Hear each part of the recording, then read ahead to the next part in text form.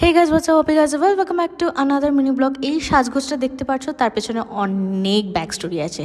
So without further do let's get started. So কলেজে আসার পর আমাদের ঘাড়ে বেশ অনেক গুরুদায়িত্ব পড়ে, যেরকম ফ্রেশার্স, কালচারাল ফেস্ট, যেটা 3 দিন ধরে চলে।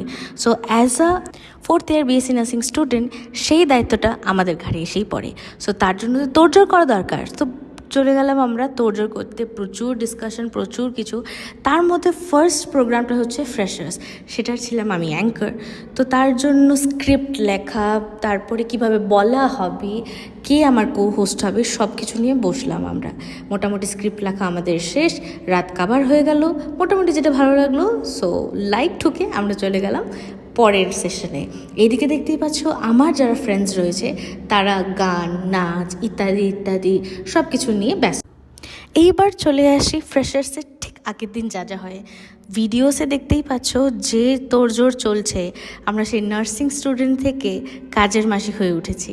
কাজের মাসি is not a bad thing, মানে দেখতেই পাচ্ছ সব কিছু আমাদের উপরে, স্টেজ ডেকোরেশন থেকে শুরু করে ঘর মোছা, বাসন মাজা, সব কিছু আমাদের উপরে। So come to the gig day. এখন ফ্রেশার্স অলরেডি শুরু হয়ে গেছে, আমরা ফ্রেশার্সকে ডেকে নিয়েছি। আমি অ্যাজ ইউজুয়াল অ্যানাউন্স করছি, এইদিকে মাস্তির পাটোলা চলছে, দেখতেই পারছো ফ্রেশার্সটাতে যা হয় আর কি বেসিক্যালি। সো নাচ গান হলো, এদিকে ব্যাক স্টেজে নাচানাচি, সেটা আসল নাচ গান হলো। তারপরে হয়ে গেল লাঞ্চ ব্রেক। এখন এত বকবক করে খিদে তো পেয়েই গেছে, ভালো সুন্দর লাঞ্চ খেয়ে আবার শুরু করলাম দ্য প্রোগ্রাম।